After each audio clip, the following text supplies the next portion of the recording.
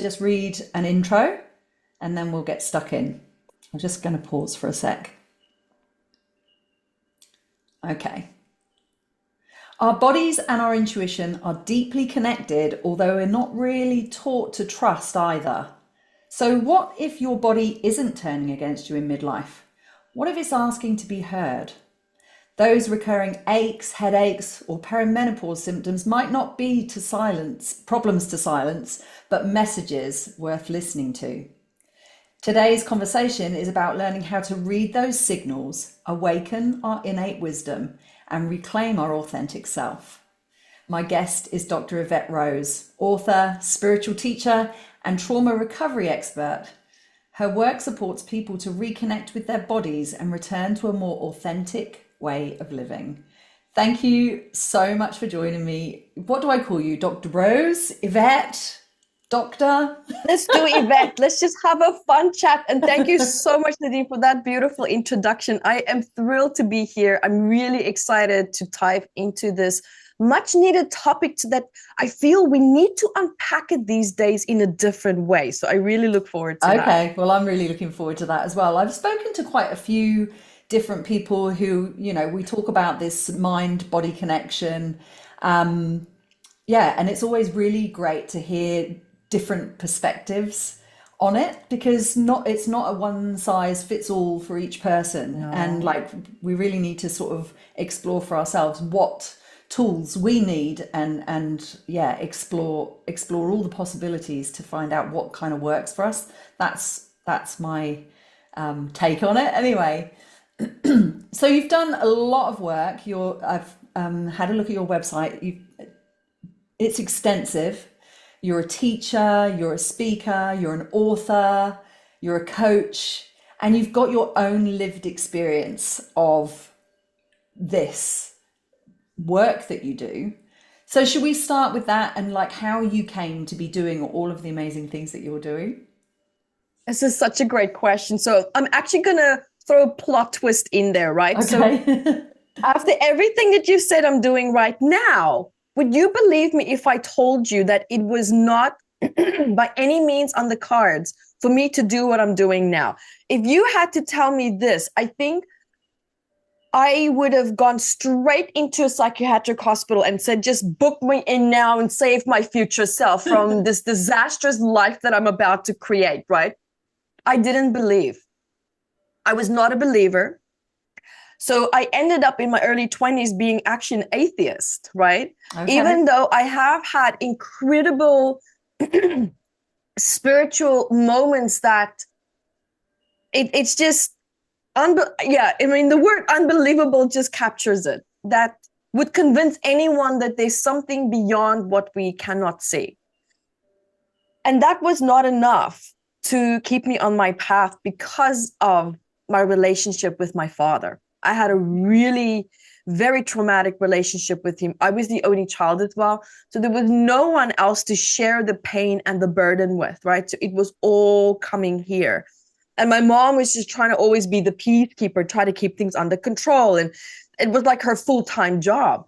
And something in me just so deeply wanted to become a crime scene investigator. I wanted to become a lawyer, right? And what people don't realize, this is so interesting, because something that I realized looking back at these choices now, not all people, for everyone listening, not all, but some of us, including this one, me, I had no idea that my career choices was actually based on my unresolved trauma. It was a trauma response. Uh-huh. Because the crime scene investigator was that little girl that was like, why did this happen to me?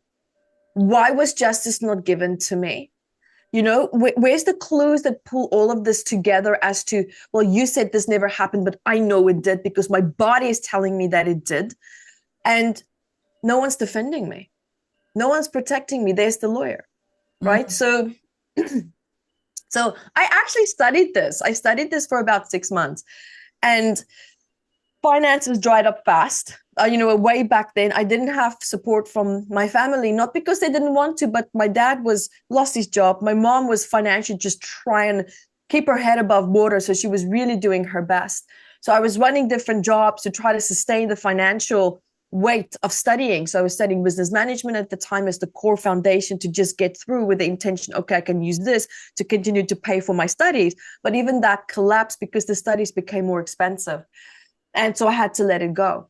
And later in my life, as with most of us, we live our life and we start to feel pain, psychological pain, physical pain, anxiety, depression, and all these symptoms just became worse and worse and worse as I moved into my early 20s. And it got to the point where it literally drove me to my knees, because the way that I was coping with life, the way that I was coping with this silent pain that my body was holding, I didn't understand what was going on. All that I was doing is I felt these fires popping up, metaphorically, figurative speech, and I'm just trying to, put them all out with different behavioral patterns and coping mechanisms that was not the right tools given the problem, because I didn't understand what the problem was.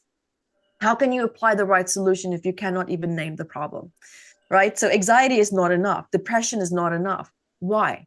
Why do you have that? And I didn't know how to go beyond that. And as with most of us, and this is also my book and my autobiography, I don't know how many people can relate, because not everyone needs to hit a crisis before they change. I was the one where I needed to hit a crisis before I would change. And I hit my crisis. I had my absolute dark night of the soul. I mean, I was on heavy depression, antidepressant medication at that point already. I had severe anxiety, even though I was highly successful in what I was doing, because this is where all my energy, all my trauma was being poured into. I used my job to regulate myself.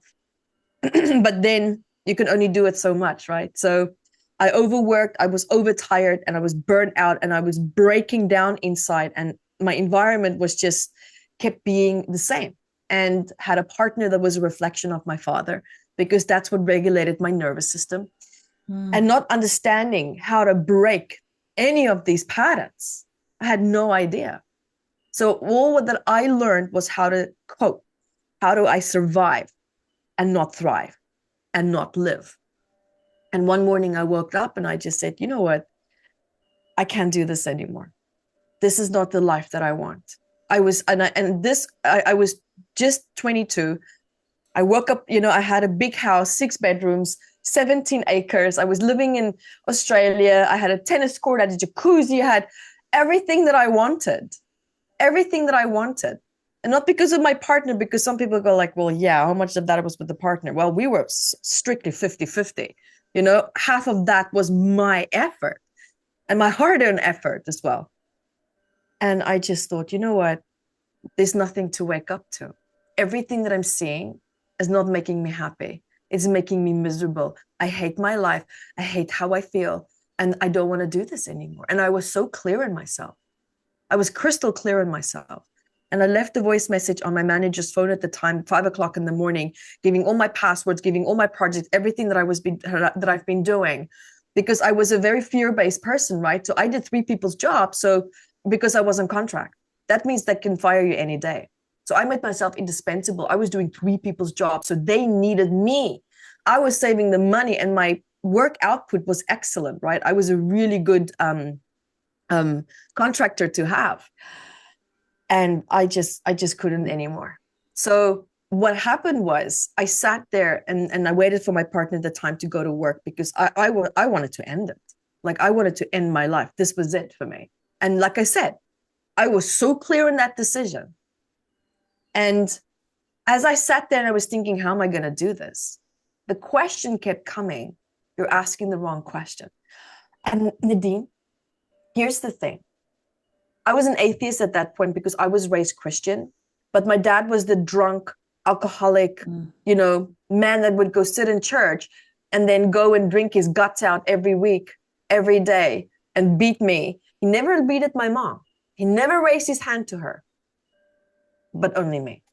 Because it was my fault that he was drinking. It was my fault that his marriage was falling apart. It was my fault that he was so miserable, right? Someone needed to be blamed, and that's what alcoholics do. Because they can't take responsibility. It's always someone else's fault. And it was mine. So that burden of feeling responsible for the world, feeling responsible for people and how they feel, I just couldn't do it anymore. I didn't want to feel that weight anymore. And I didn't know how to get out of it. And so the voice was a man's voice, but a very, do you know David Attenborough? Yes. Oh, I love him. If I ever could have had a father, I was like, I love this He's man. an You know, I would amazing sometimes man. I would play Planet Earth, all his videos in the background on an iPad when I was working, and his voice would regulate me. I used his voice to get me through the toughest times in my life. And I never knew why, but now I understand that he held his voice, that vagal tone, because my dad screamed at me. My dad never talked to me. He always screamed at me. And here is this beautiful, soothing voice just talking about animals and nature, which is non-threatening, right? So everything was just so non-threatening. Anyways, and so very similar to that. And that voice just came in, and it didn't feel like it was inside. It didn't feel like it was outside of me. And I've never had an experience like that. And it just said, you're asking the wrong question. And somehow it awakened the spiritual side in me as a child. I could see beings. I could see what you would call angels. They don't look like angels with wings, but they were like beings with different colors and, you know, bringing forward different messages, different sensations, and they never felt threatening. And somehow I started getting flashes of this coming back, right? Coming back to my roots. And I sat there and I'm thinking, and there's a part of me that's very competitive. Thank God for that. I'm a very competitive person. And it said, what about asking the question of how to be happy again? There's people around you that's happy, right? And I'm sitting there, I'm thinking, yeah, there are people that's genuinely happy, not faking it. That's really, truly happy. And the question came again. Okay, so maybe we're asking the wrong question. And I sat there, I'm thinking, how to be happy? How do I do this? And believe it or not, I know it sounds really weird, but I mean, you have to think back then when we had these clunky Dell computers, you know, we barely, you know, we still had these flip mobile phones. Like this is way, way, way back, you know, many gazillion years ago. And I How many years there, ago? Do you reckon, what, 20, 19, 20 years? I'm 41 now, and it happened when I was around 22. Yeah. So 19. So, I mean, Yeah. yeah, don't ask me my maths. You know, I nearly failed in high school for a reason. Really. And so I sat there and I'm typing into Google how to be happy. And you know what came up? I don't know if you remember Doreen Virtue when she was still practicing before she converted back to being Christian. So Doreen Virtue used to do angel cards, and she was connected to angels and spirit guides. Yeah. Doreen Virtue came up. And Neil Donald Walsh, Conversations with God. Oh, okay. And long story short, this called me back home. This called me back to me. Neil Donald Walsh, it was me and him, and I thought, okay, I can digest this. I'm not ready for the angel parts yet, because where were you when all these things went wrong? And God, where were you when all these bad things happened to me, right? Right? So this is where my mind went. And I thought, Conversations with God, I'm like, okay, I'm going to do this because, God, do I have some questions for you? How do I open up these? Really, right? I'm like, how do I open up this channel here? Because I have some beef with God. You know, we need to sort some things out. And Nadine, thank God for the competitiveness in me, the determined Yvette, because to live with someone like my dad, because he was a self-medicated drug addict and a clinically diagnosed sociopath as well. I forgot to mention that. Not that it was actually a big deal, quote unquote joke. And that competitiveness is what saved me. That discipline, that determination to get out of that house, that determination to make it, that determination to look at my dad every day drunk on the couch thinking, my life will be the opposite of yours. I will do whatever I can to not live the life that you have, the life that you have created. And I nearly created the life that he had, because that was my definition of coping. This is what we do when we get stressed. This is what we do when we don't know what to say or when we don't know how to handle things, right? And 3 months later, after I had that turnaround, 3 months later, I quit my job, corporate job, and I started teaching people how I changed my life, because my life changed, Nadine, like you wouldn't believe. The changes, the differences, because I finally became self-focused and I invested in my mental health. And I just taught people how to do what I did. I found a business partner, put a few videos on YouTube, and it went viral. Wow. It went viral. And booked out for I think it was 18 months, booked out overseas, speaking and teaching. And that's all that I did. When you were was just to explain that's to people young as well. how I turned my life around. I was Wow. 23 at that point. It was just on the bridge as I was about to turn 23, 24. And it was during these years where it just exploded. It exploded. And I'm thankful for that. I'm thankful because this is what opened me up on my path. And believe it or not, I still had no idea that I was going to become an author. I mean, that's for professionals. I can't write a book. What do I know about it? And so as I was, talking about the psychosomatics that you touched on during my introduction. So this is what opened up the doorway to that. Because as I was teaching and speaking, I noticed, oh my goodness, why is it that Candace, who's sitting up in Norway, and Alice, who's down in New Zealand, both have arthritis maybe in their left shoulder? Why is it that you two have the same trauma triggers and the way of coping with trauma? Oh, isn't that interesting? And I shrugged it off. I thought, oh, this is interesting. How wild. And so I kept writing and I kept, diving into this and keeping my client notes and compiling it. And it was just this undeniable truth that I just started to look at. We all share the same blueprint. No matter your diet, your belief systems, where you're from, we respond to trauma very similarly. We formulate similar beliefs.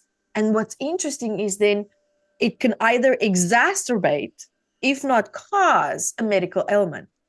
Now people go, well, how can emotions cause ailments? Well, hello, broken heart syndrome. People die from that. That's a heart attack. I had it when I was 29. IBS, irritable bowel syndrome. It's so severe that some people can't even go to work some days because of the cramps, the pain, the bloating. Then there's diarrhea, then there's constipation. I mean, this is real. Some people cannot even absorb the nutrition, and they get malnourished. And doctors are like, well, it's not a medical ailment. It's psychosomatics. It's all in your head. Really? Wow, sorry. Yes, it's psychosomatics. Stomach ulcers, it's psychosomatics. It's not classified as a medical ailment. It's stress related. What causes stress? Our emotions, right?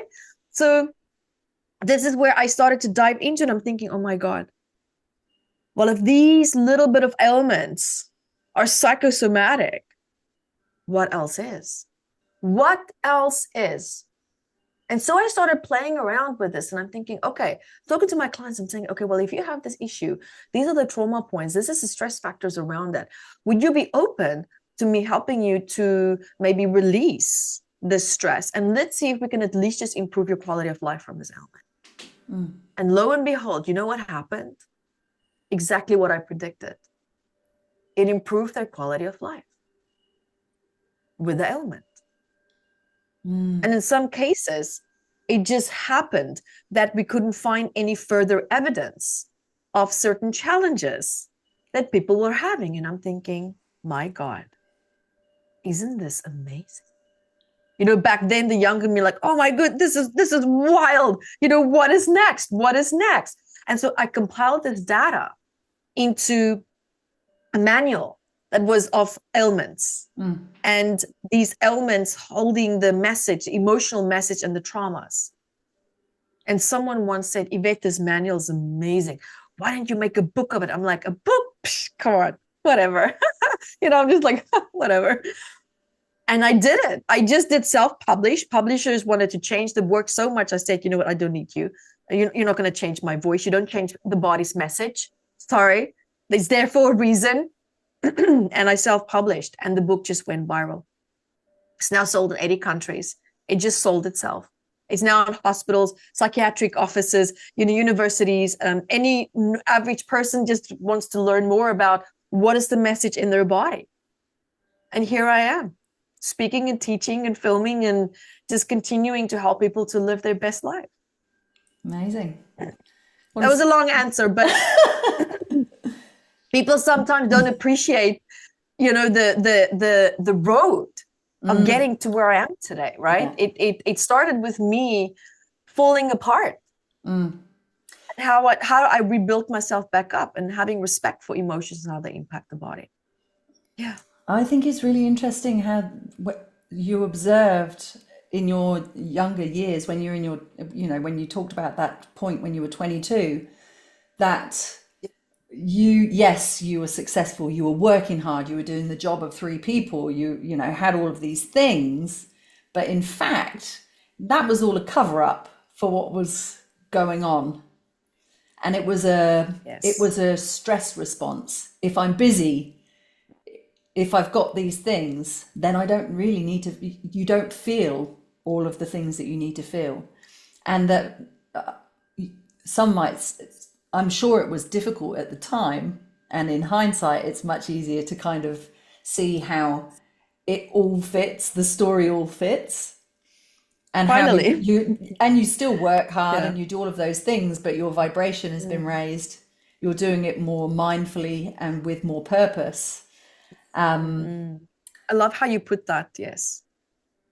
Yeah, because it's obviously part of your energetic blueprint, isn't it? Like you've got a lot of energy. Yeah, I do. And Nadine, I'm passionate. I absolutely love what I do. And it comes from just seeing how things can really shift if you touch on certain things. And it gets me excited. Really, it gets me so excited, because when I see people in front of me, I see the life that you can have if we maybe just touch on a few things, maybe make some dietary changes, hire a nutritionist, hire a life coach, and let's tackle that trauma, So it's really to see people's highest potential of what they're capable of. It's beautiful. You have to hold that light for someone who can't see it themselves, right? Yes. I think that's a really good example as well of like, you've got that energy, you've got that passion, and you use that in your 20s. It was like a practice run, I guess. But it was covering up other stuff. But that's a really good example of how you're still able to use that energy, but it's for a greater purpose. And that we don't need to necessarily let go of our behaviors or, who we are, just because we've had a bad experience with it, but it's about nurturing it in the right way to have that highest expression. I'm really interested. I love this idea of the metaphysical anatomy and the psychosomatic and metaphysics, epigenetics, you name it. I love it. And actually, my first contact with it, my first, I walked into a bookshop, and I was I think I was in my early 20s, and I was feeling a little bit lost, and I went into this bookshop that was next door to where I worked. And this book, was it a book? No, it was a cassette tape. That's how long ago it was for me. I love the cassette tape days, where you record songs for your friends and your partner. And I remember it. You Can Heal Your Life by Louise Hay. Oh, bless. Yes. Beautiful. So your work is very similar. Yes. I think. Yeah. Would you be able to sort of share some insights around what all of these words mean? Epigenetics, metaphysics, psychosomatic, as you touched on. And how I guess it's is it the physical manifestation of our thoughts and emotions? Right. So let's start. Yeah, perfect. Now you asked really great questions. So let's start with a list and we'll work our way down. So we already touched on psychosomatics. Yes. That's when emotions become so strong that the body's threshold to be able to digest it, deal with it, and work with it starts to it reaches that breaking point. And so this is where emotions through hormones, through cortisol, through adrenaline can start to actually show up as maybe heart palpitations, feeling dizzy, brain fog, feeling sick, you in your stomach. I cannot emotionally digest. Exactly. This is normally, in anyone else listening, I'm sure you can relate. If you've ever felt nauseous, or you feel queasy in your stomach when you deal with a certain situation or person, it's because you have a sensitivity to feeling the emotions that this person or environment is triggering, and your body's just saying, I've had enough. I don't want to deal with this anymore. Let's have some boundaries. Where's our boundaries? That's what it's saying, right? But what's interesting is when we look at the stomach, because that's where people feel nausea. It's triggering unresolved trauma that you have with your mom. It's triggering unresolved trauma that you have with your mother, and normally during infancy stages or during very young childhood years. And so this is a very somatic response, which means that, it's very visceral, it's very physical feeling. And there's like, where's the memory? Well, it's right there in our stomach. So that's where the memory is. And sometimes we don't know how to decode that. So just a fun example there. I'm not saying it's always the case that it's mom, but it's normally mom or a female figure that had a very influential, authoritative position, like a mother figure would in your life, right? And so that's an example of psychosomatic. So now let's touch on the metaphysics. This is where we get really excited. Am I allowed to talk about my book to support this theory? Yeah. Okay, great. So I don't know, some people say yes, some people say no. Okay, so you're the yes person. So this is the book, Metaphysical Anatomy, that used to be the manual. And this is now a book. And so this is of 722 medical ailments and the emotions impacting, right, to the messages. So now here's the metaphysical part of it. So you see the word meta. Yes. Meta. It's a reason why I chose that name for the book. And then metaphysical anatomy. Meta normally means, it's like that space between you and I where we can feel something's going on, but we don't know what it is. Like an example. Have you ever walked in the street and then you see someone, they're sitting there and you just feel, and you can't see their face, right? This is important. You can't see their face, but you just feel, wow, this feels really sad. This person feels really mad, or something just feels off. But it's so strong that it changes the physiological response in your body so strongly that it gets your attention. Oh, something's going on. Oh, something about that person feels off. Oof, I don't know what that is, but it doesn't feel good. Wow. But you couldn't see their face. What exactly told you that something's not right there? What told you that? Your body. Yeah. Oh, okay. Well, that's nice. But what did your body respond to? Wow. How did this data get into your body to change the physiological response in you? What was that? Is it your own experience or no? This is called electromagnetic field combined with your instinctive responses. Yeah. Your instinctive So it's the responses is instinct. always scanning. Yeah, it's always scanning your environment. But through this field, we know we have in New Age terms, people would call it aura field, but this is normally electromagnetic field. It's emanated also from neurotransmitters firing off different messages, creating this electrical field, this body that we have. And this is constantly, also working in conjunction with our instinctive responses. And data through these fields is being exchanged, brought back into the body through our neuropeptides, through our own vibrational frequency, changing our frequency. And these neuropeptides holding the messages being pumped through the biology of the body. This is beautiful research done by Dr. Candace Pert. And just changing how you're feeling. So yes, it could be that you have a prior experience relating to how that person's feeling that's being woken up within you to tell you how that person's feeling. Now, Nadine, here's the beauty of this. Here's the beauty. Now you felt really bad based on looking at that person, but no evidence to indicate to you that they're sad other than your body telling you something is not right, something is negative.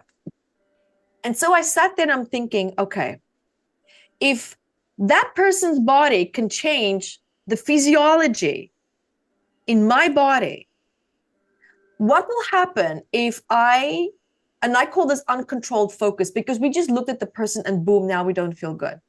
What if we learn how to control this God-given gift? What if we learn how to control it? What can we do with it? And this is how I developed my healing technique, metaphysical anatomy technique. Teaching people how to focus on that person or a person's body or their own, and with clear intent, controlled focus, how to create instant change, how to create release, right? Because So is this imagine now healing that person, other people? yeah, and yourself, Okay, and okay. yourself, and yourself. So imagine now, because the message came, well, Yvette, what if you look at that person and you feel how they're feeling? Imagine now that person was looking back at you, holding beautiful, positive intentions of healing, release, or whatever it is that you need. And you just, and they just look at you and you connect. What do you think will happen then? Wow. And this opened up this veil. The veil dropped. For me, the veil dropped and the message was clear. It's clear. And so this is how the metaphysics and quantum entanglement came into the picture. Staying with someone until there's a resonance. Candace Pert called this frequency matching is taking place. Wow, isn't that phenomenal? Well, if I'm holding a certain state with clear intentions for your body to do something, what do you think is going to happen? What do you think is going to happen? Well, it will manifest, I would expect. Correct. For good or bad. Correct. And in this case, for good. Yes. In this case, for good. But that's also why they say, watch who you spend, the 5 most people that you spend the most time with. It's because of this entanglement. Yeah. It's because of this data transfer, right? So that covers the metaphysical side of it. Why I called my book and my work metaphysical, because there's unexplained data that's being exchanged. What are we going to do with it? Just because you can't see it doesn't mean that we should, feel, well, I'm inadequate. I mean, I can't see it. So now what? Well, so what? You can feel it. Feel it. Yeah. You know when you feel sad. You know when you feel happy. Don't tell me you can't feel your emotions. I think it's interesting as well, because often we do have those experiences where we get some kind of, I'll just call it vibes, right?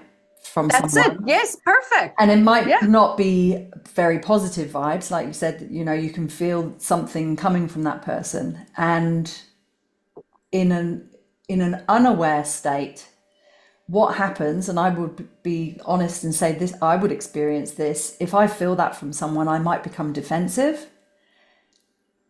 And exactly what you're sort of saying is that you can switch that frequency to actually something that's much more positive, more giving, more healing, and like changing the energy. Exactly. So your defensiveness is triggered because of prior memories associated with that sensation, with that feeling, and then triggering that biochemical response of how we responded in the past. Yes. So of course you become defensive. But here's the beauty.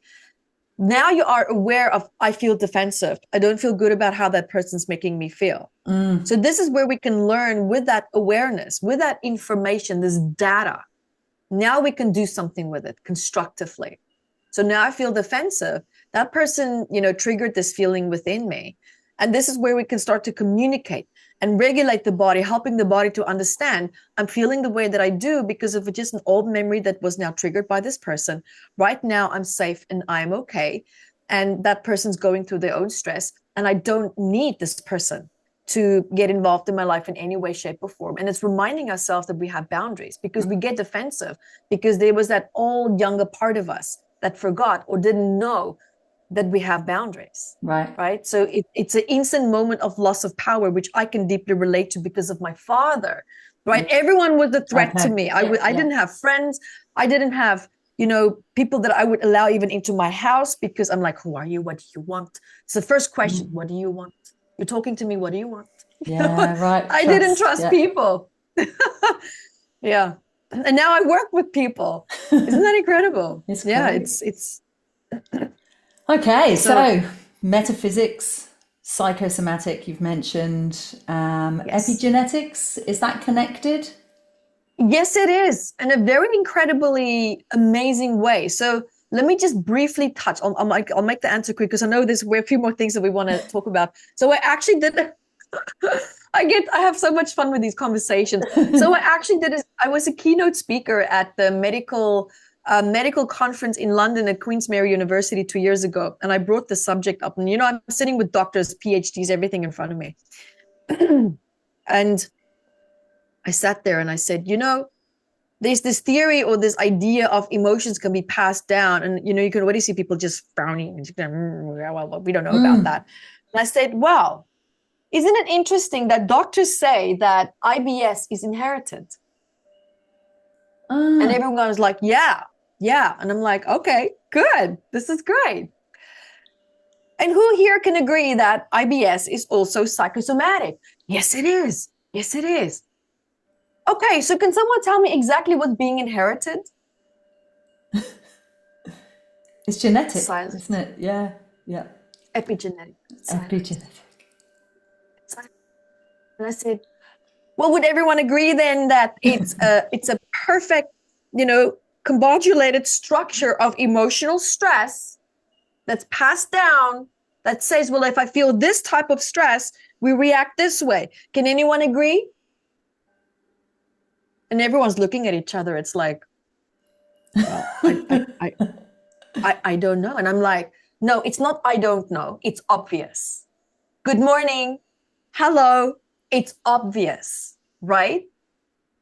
Just as heart problems, cardiovascular problems, the mother who's pregnant with that child, her stress is determining how strong that child's heart health is going to be and how sensitive they're going to be to stress. That heart attack later in life, oh, it's in the genes. Oh, is it really? I acknowledge some heart problems can be because of genes, but what happened in that generation where a message was passed down to the cellular structure developing the heart coming together? Why is it that it's not strong if you take dietary out of the equation? Now what? What is next? What is next? It's emotions. Emotions. Instinctive responses, they fire together. That means they wire together. So when there's a fight or flight response, there's going to be emotions. There's going to be memories. Yeah? So now it's a matter of this coming through. We feel the sensations, but we don't know what's going on. Yes, because maybe the memory didn't start in your life. Maybe the memory started so early. You were still maybe being developed in your mother's womb. Isn't that incredible? Yeah. I had someone who had severe anxiety, heart palpitations, severe anxiety. It was a live demonstration in Berlin. It was being filmed. And it happened to be her mother's anxiety that she copied as a young toddler. Yeah. We cleared it in 15 minutes. Really? I had no 15 idea minutes? 15 minutes. I had no idea where it was going to lead to. No idea. And I have contact with her to this day and it hasn't come back. Wow. And even she didn't make the connection. I would not have called her a full believer at that point, but she is now. Right? How does it Incredible work? things. Yeah, Totally. incredible. Yeah, totally. How does it work? Because we do, like, if we do have experiences of, let's say, anxiety, IBS, whatever they are, and they have been passed down through emotional trauma that's held by an ancestor or a parent, how do we begin to identify that it's not ours? That's a great question. So I actually made a free video also for anyone who would like to dive into this at guided healing session, www.guidedhealingsession.com. We can put the But link to answer your question here, yeah. So there it's actually a healing session that anyone can go through for free. And it's just my gift to help people, support them. Because I know what it's like to hit a crisis and you can't afford support. And then, so basically this is where we need to talk to the body. This is where our focus and awareness needs to come back here. Because now we're coming back to the very vessel that we built our lifestyle around avoiding. Because we don't like to fail. We don't like to feel, it doesn't feel good. Oh, we're going to go this way. This feels uncomfortable. Oh, we're going to go do something else to avoid that. I don't know how to regulate that. So let's have that glass of wine, right? So it's really a matter of coming back into the body. Where in your body do you feel that stress? Because this really matters. Because that's where it has been accumulating. Because certain emotions is actually drawn to certain parts of the body for all of us. And when we connect to that part of the body, and this is where it gets really fun. The more relaxed you are, the better the information is going to come forward. Have you noticed how you're looking for something and you can't find it? Yes. And then suddenly when you're relaxed, boom. Oh, but it's over there, but I don't need it anymore. Right? Yeah. This has happened to a lot of us. And it happens when you are in the flow state, when things are just, I know where everything's okay, it just is. And then boom, the information comes. And that's because data cannot flow when you stress, when you're rigid, when you feel overwhelmed. It congests. Yeah. It congests. That vibration of negativity can sometimes be so strong that you can't be in the flow and feel stressed at the same time. Right. It can't.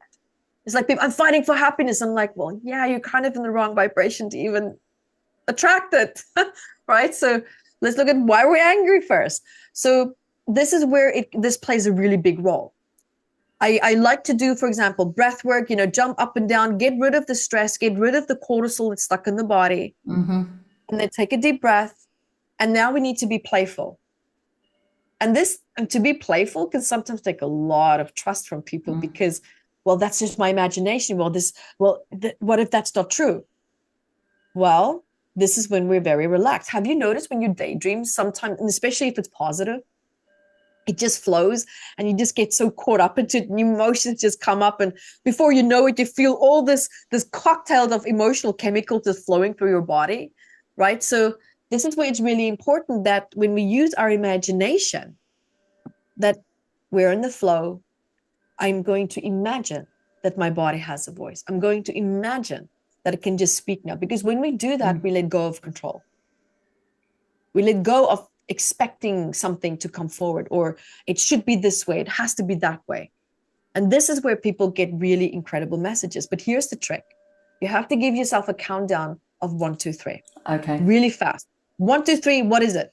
And that's it. If you pause longer than 3 seconds after that, now you're getting back in your head. Starts to take over. And yeah, that's it. And you're going to sabotage. You're going to sabotage it. So this is a really beautiful way to help people to come back into the body and to hear or understand or sense or feel what could the message be. Did you get a color? Did you get a voice? Did you see someone's face? Did you get a message? Did you see maybe a quick movie clip of something?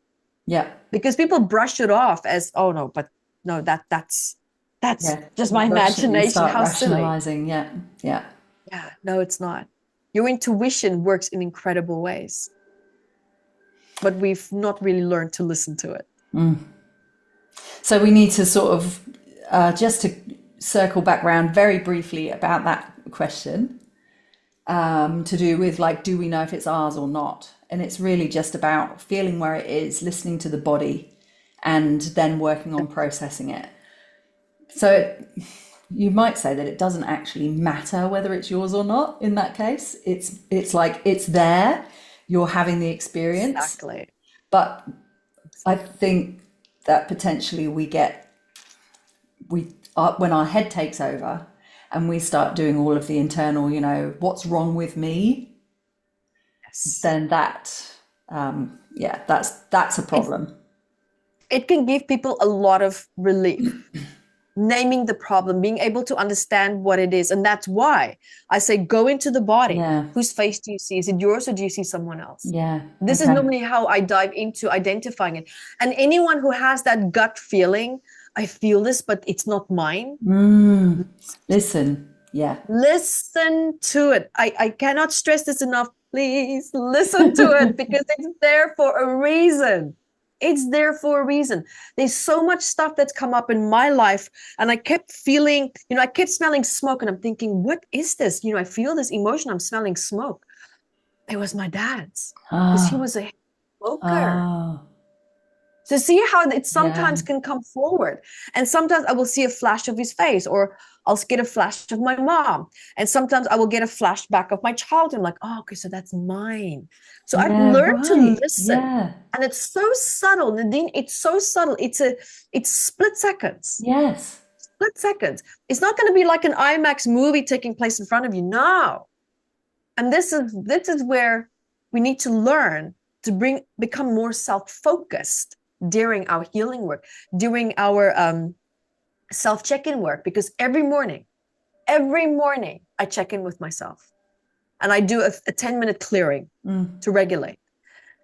Every night I spend at least 30 minutes. So now I spend longer.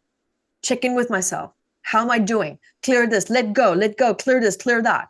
Because I want to have a restful evening. I don't, and it's really interesting. I stopped having nightmares when I did that. Yeah. Because I help my body to process what hasn't been processed during the day, whether it's conscious or subconscious, but just learning to listen to it and learning and understanding what needs to go today.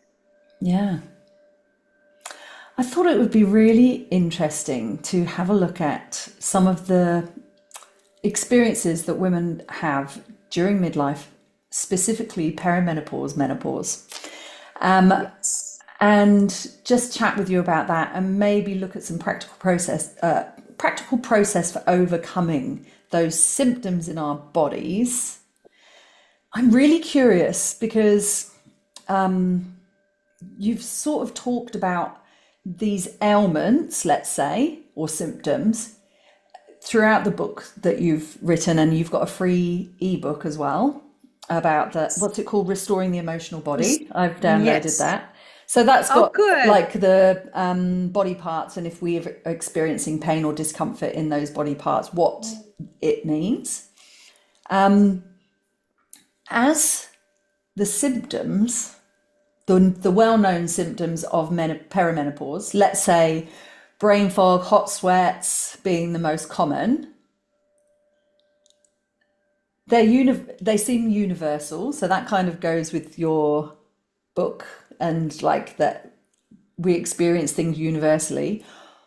Do you have any sense of what our emotional what emotional thing might be going on right then? So here's where it gets really interesting, because I've worked with quite a few, women who have been through these processes and, through in groups and conversations and sessions. And here's the thing. I find the most common, I acknowledge the brain fog and, sometimes itchy ears and all of that, right? Yep. The biggest one that they actually complain about is the rage. Oh, the irritation. Yeah. An oversensitivity to everything. All of a sudden, your husband that you loved your whole life, suddenly you want to divorce him. Suddenly that cupboard that he never closes, all these, just goddamn it, now I want a divorce. I don't want to close cupboards after you anymore. The smallest things fires off. Your hormones are changing. Yes. And how your body is processing your emotions are also changing. And what this hormonal shift in women is showing them, take note, what is making you so angry? What's irritating you the most? Choose the top 3, work with the top 3 biggest triggers, because this is what I call silent anger coming back to life. What these premenopausal or menopausal stages is showing women is, what have you been holding on to and you never had time to process, because this phase in your life is going to show you exactly what needs to give in order for you to make to open up the next chapter in your life. And here it is, with ease and grace. With ease and grace. Because a lot of women during these phases, they make drastic, big decisions. I'm going to quit my job. I'm going to leave the husband. I don't want to be a mom anymore. I want to do this. And it's big changes that a lot of women want to create. And sometimes when they do that, it's not always the right decision. It's a knee-jerk decision. It's a wounded decision. To create lasting results, we need to make decisions that healed decisions. So I always tell women, whatever the pain points are, don't do anything quite yet. Heal the pain, what's coming up now, because your tolerance for it, your body is saying enough, enough. I don't want this anymore. Yeah. So symptoms have drastically come down by just looking at the 3 top triggers that makes you angry, that makes you irritated, and tackle it ruthlessly, tackle it head on. Because you know what, the brain fog, that's dissociation. Oh, okay. Language. I'm not saying medically. Yeah. Disclosure. Disassociation.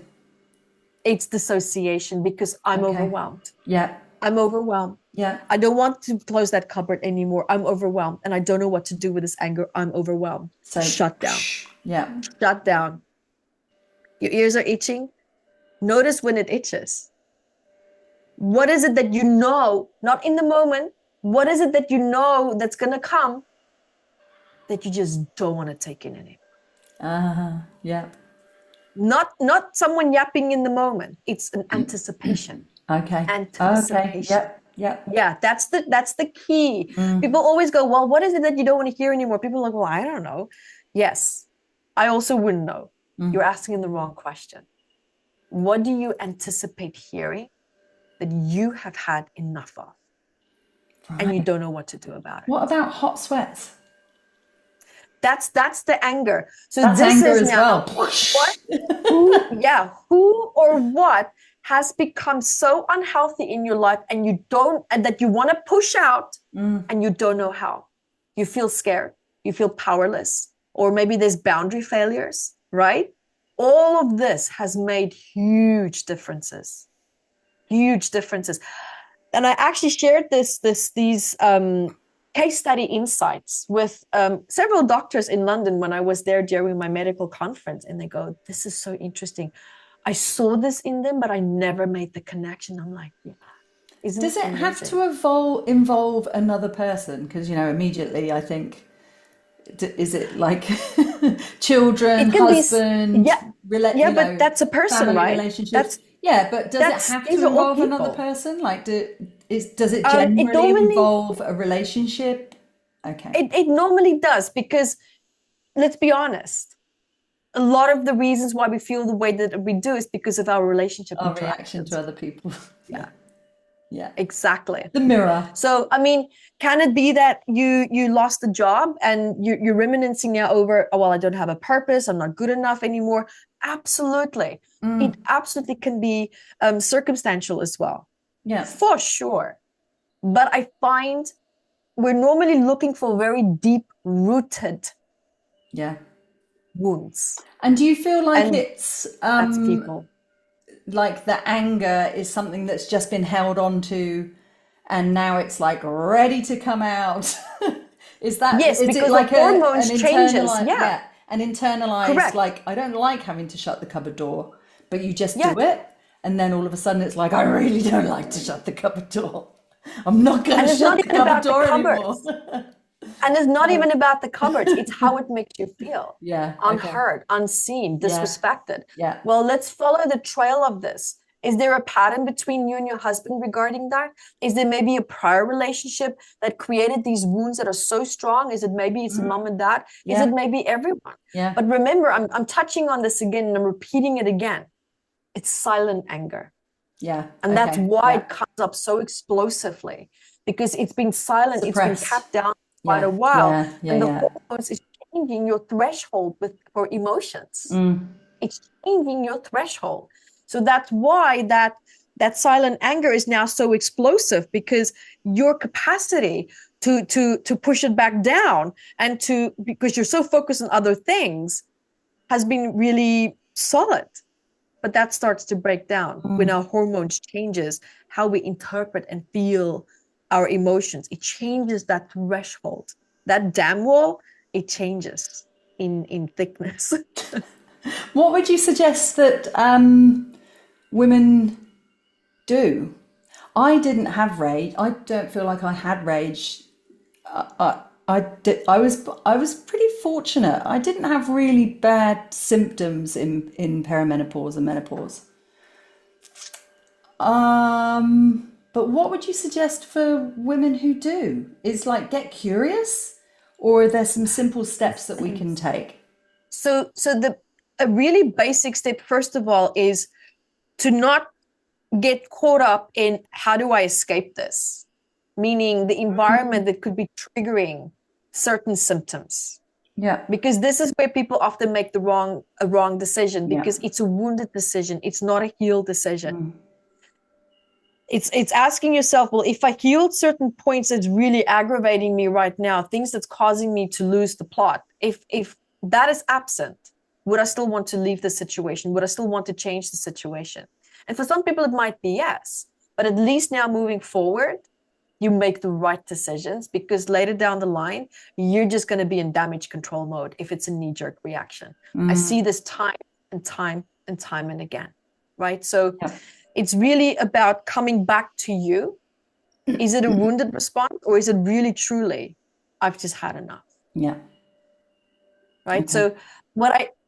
So what I see for women, and so I don't know what your symptoms were, but if it's brain fog, what is it that feels overwhelming? It doesn't have to be what makes you angry, but what in my environment feels overwhelming that I need to break from it, right? I need to take a step back and I don't know how. So where's overwhelm? Empaths tend to struggle with overwhelm. Okay. Yeah. Yeah. Feeling responsible for people. And then, I just don't. and then once they've identified, what would they do next? So the next step is, what am I going to do with these strong emotions? What are we going to do with that? Which tool do you choose to use? It can be anything out there in the world. It doesn't have to be, what I'm doing. It can be anything that you relate to. What I love to do is breath work. And my specific breath work is just very quickly in the mouth, out the nose 13 times. Last breath you hold as long as you can, and just drop into that ease and grace that comes forward. Sometimes we're in meetings and we can't do it. So people ask me, then what? And I've been there, I get it. So what I do is I take a deep breath through my mouth, just Subtly, and I hold it. No one can see it, and I hold it as long as I can, and then I exhale out the nose. Okay. That for me is an instant diffuser, right? That knee-jerk, explosive, snap reaction. It really curbs it. It really releases the impact of it, and it helps me then to just, okay, let's be rational. What's really going on? So it's really about just managing that explosive reaction that we sometimes have, right? Just it's in that moment then we can find our clarity, because for the frontal cortex to communicate to the hippocampus and to regulate emotions and to rationalize and understand, there's a 90-second frame. What are we going to do in these 90 seconds? Because this is going to make or break how we're going to feel and how everyone else is going to feel as a result, right? So let's use this time constructively, because there's not a lot. So that one simple breath work is great. What I like to also do for me is to stand up and jump until I'm exhausted. Okay. Because there's cortisol, there's adrenaline that's being triggered. Because what is anger? That's cortisol right there. Your body's flooded with cortisol. How are you going to get rid of it? Right? So maybe because you're in fitness, you're already, pumping out all that cortisol and that adrenaline. And that's probably what's also been regulating a lot of emotions. I love to walk. I love to sometimes power walk. I don't run. I only run when something chases me. I don't run either. But I power walk, right? So, and I'm vigorous, so I walk out my anger, I walk out my frustration. So during the day, I feel pretty good. So I would be the one that would have brain fog or feeling a bit overwhelmed, or, it's this or it's that. So these are really great ways to manage these type of emotions. And sometimes I'll go for a walk twice a day if I feel like I need to. Yeah. So these are very simple, easy, great ways to help. And another thing for women who's struggling with this, and I'm going to share what I normally work, what helps me and what helps my clients as well. And this might sound really funny, but crystal ball music. What is that? 470 hertz crystal ball music. Why? Because that frequency is constantly regulating your nervous system. Okay. I like to have it in my ear pods when I'm on the airplane, and if it's not my kids screaming and crying, it's going to be someone else's. Ear pods in, and just it's incredible. You drop into a flow state. It's beautiful. Have crystal ball music just softly playing in the background. Anything above 470 hertz.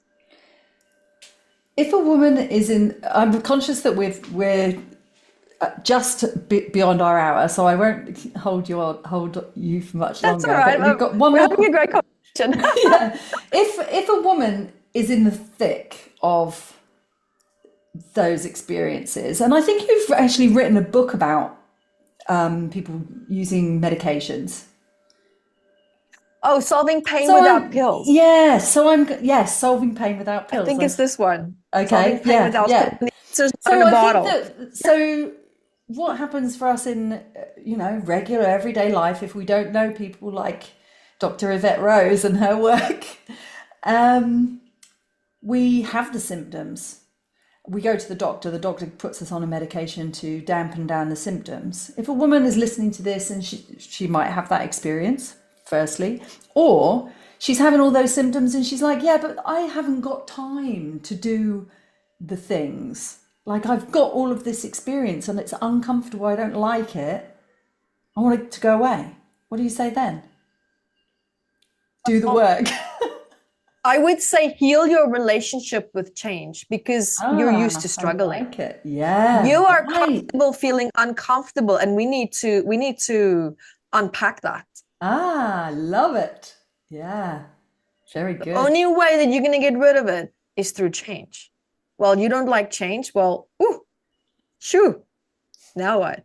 Yeah. Pain, crisis, or is it going to be just a decision? Yeah. Yeah. Love it. Choose your path and choose it wisely. Love it. One final question, Yvette. Shoot away. What does it mean to you to be a midlife rebel? You know what? I don't give a damn. And I love it. I love it. I love that I care less about what people think, people's opinions. What I love about is, because I used to fight for approval. I used to fight for acceptance, all of it. And I morphed myself into becoming this person. And I feel like I'm a rebel of inner peace now. It's like I don't tolerate anything that disrupts my inner peace. You're not part of my regulation environment. There's the exit sign, right? It's not about how much people I can have in my life. It's about how much peace I can have in it, and who can hold the space for me, and vice versa. For other people, how can I hold that same peaceful space for you as well? These are the people that I want in my life. And it's not negotiable. It's not negotiable. Love it. And I love this, take a deep breath, life that I have now. For me, after everything that I've been through, it's the greatest gift that I could have finally uncovered. I noticed in my 30s how I felt. I feel more confident. I don't care about, I dress for me now. And now my emotional world is set up for me. And not about how can I show up for you. For some people, my energy, it can be a lot, because I'm like, woo, I talk a lot. I get so excited when certain topics come up and I look like the Pandora's box. I don't care. My husband's like, you know what, you're maybe just tone it. Not, and it doesn't, he doesn't mean it mean. Yeah. He's a bigger empath than me, because he can see sometimes I might become a bit too much for some people when they ask questions, and I'm excited and I'm really into the conversation, and I'm just going off and I'm asking them questions, and it's like back and forth. And he's sometimes like, that woman, or that person looked a bit intimidated when you were talking to them. Maybe next time you should tone it down a bit. And I'm like, no, then you need to bring people to our house that can handle me, because this is my personality, right? Oh, it's your house too. Right. And so now what I'm also saying is I don't walk over people either. Of course, if I can see the person's very timid, they're very shy, I'm not going to go ramble as I am. And not because I'm changing myself, but because I have compassion for that person's sensitivity, maybe to shyness, to people who could be loud, right? So there I will adjust. So I always observe and see who can handle this, where can I be me, and where do I need to hold space for someone else, right? Who can hold space. So that's just a compassionate way of, it's just emotional awareness combined with social etiquette. That's it. Yeah. So I've learned that, but I really do enjoy just being me where I am, be who you are wherever you are. Yeah. Amazing. Yeah. Thank you so much for joining me today. Thank you so much. I've really loved it. And your energy for me is very welcome. So I really appreciate your generosity with the conversation and your passion. It's great. Thank you so much. Thank you so much.